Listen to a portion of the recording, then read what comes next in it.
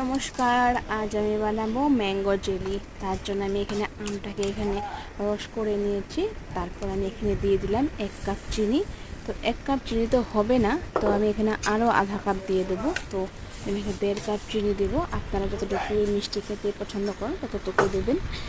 এটাকে আমি একটু সামান্য নুন দিয়ে দিলাম, যাতে ব্যালেন্সড হয় মিঠাটা। তার জন্য ওখানে আমি এটা নেড়ে চেড়ে গ্যাসে বসিয়ে দিলাম। এখন নাড়াচাড়া করতে থাকবো। নাড়াচাড়া করতে করতে এটা দেখবেন ঘন হবে, তারপর এটি হয়ে যাবে। তো কিছুক্ষণ পরে দেখুন বলক আসবে। এটা আমি এখানে বসিয়ে দিলাম। এখন বলক আসা অবধি এটাকে আমি নাড়াচাড়া করে থাকবো। তোমার এখানে ছোট্ট মেয়ে আছে, তার জন্য আমার অনেক চিল্লাচিল্লি শুনতে পারবেন আপনারা, কারণ তার সাথে অনেক চিল্লাচিল্লি করতে লাগে। এখন বলক আসা শুরু হয়েছে, তো এটা এখন আমি নাড়াচাড়া করে থাকবো। তারপরে এখন বলক আসা শুরু হলেই এটা আরও ঘন হবে। তো ঘন হয়ে গেলে এটা হয়ে যাবে, নাড়াচাড়া করে থাকতে হবে। আমার মেয়ের জন্য চিল্লাচিল্লি করেই থাক, ব্যাকগ্রাউন্ডে কী হয় সেটা কান দিয়েন না আপনারা। দেখুন বলক আসা শুরু হয়েছে, তো এটা এখন আমি নাড়াচাড়া করতে থাকবো। নাড়াচাড়া হয়ে আসলে এটা নাড়াচাড়া দিয়েই থাকতে হবে, নিচে লেগে যেতে পারে। এটা নাড়াচাড়া করে থাকবো। তো নাড়তে নাড়তে এটা ঘন হয়ে আসবে।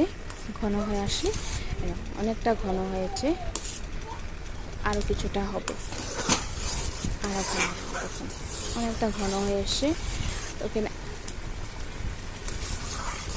আর একটু হবে। দেখুন,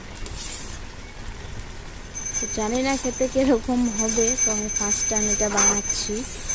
তো খেয়ে দেখ, তারপর আবার আপনাদের সাথে আবার ভালো লাগে তো আবার বানাবো। দেখুন অনেকটা হয়ে এসে, তো এটা আমি এখন নামিয়ে ফেলবো। দেখুন হয়ে এসেছে, তো আমি এখন নামিয়ে দেব। আপনারা বাড়িতে বানিয়ে খাবেন যদি ভালো লাগে।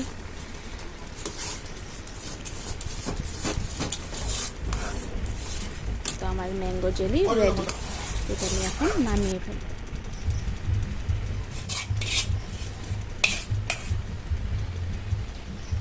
হয়ে এসেছে, আমি যে ঠান্ডা হলে এটাকে কেটে কেটে খাওয়া যায়। যদি ভালো লাগে লাইক করে দেবেন।